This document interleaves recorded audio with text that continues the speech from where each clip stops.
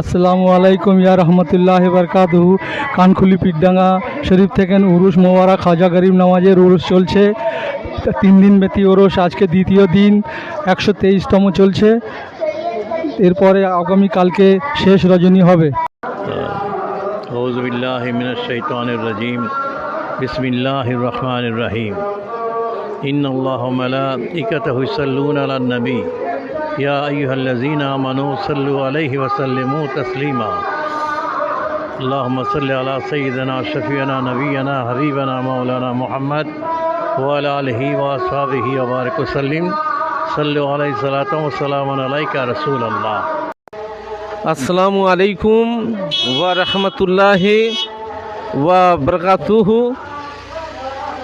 বঙ্গ আসামের পীর, আলেমে হাক্কানি, কুতুবে জামান, শাইদে হালকাই জিকির, হেফজুল কোরআন সোসাইটির প্রতিষ্ঠাতা হুজুর শাহ জালালি পীর কেবলার আজ যে দেখা পাচ্ছেন কানখুলি পীরডাঙ্গা দরবার শরীফেতে উর্স মুবারক মানানো হচ্ছে।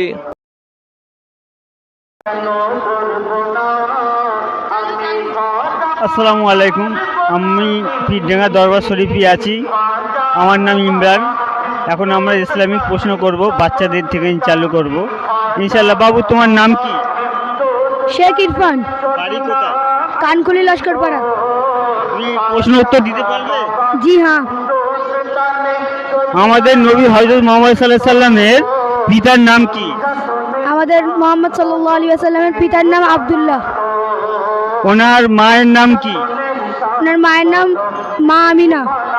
কোরআন শরীফ কত বছর ধরে প্রায় নাজিল হয়েছিল? কোরআন মাজিল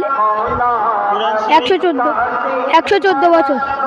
না, কোরআন শরীফের মধ্যে সূরা আছে 114টা, কিন্তু কত বছর ধরে নাজিল হয়েছিল? 1400 বছর। না, হচ্ছে না। আচ্ছা, পরের প্রশ্ন করব। হ্যাঁ।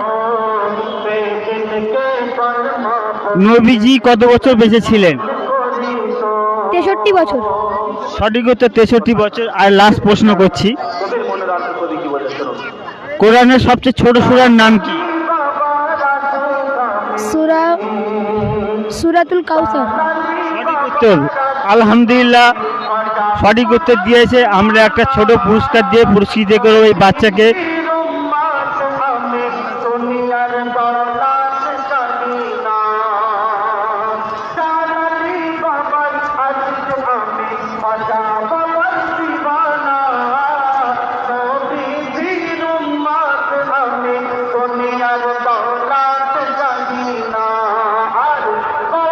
আসসালামু আলাইকুম ওয়ালাইকুম আসসালাম রহমতুল্লাহি বারকাতুহু। আমরা মারহাবা ইসলামিক চ্যানেল থেকে এসেছি। আপনাকে 3টে প্রশ্ন করা হবে, 2টো বলতে পারলে আপনাকে একটা পুরস্কার দেওয়া হবে।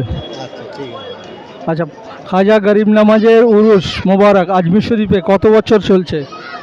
বিগত 800 বছর। 800 কত বছর হয়নি? 800 কত বছর সেটা আমার সঠিক জানা নেই, কিন্তু 800 বছর বিগত। ঠিক আছে, হয়নি। জালালি বাবার উরুস কততম চলছে? জালালি বাবার উরুস 67তম হয়েছে। এবার এবছর নিয়ে 68তম উরুস মুবারক হবে।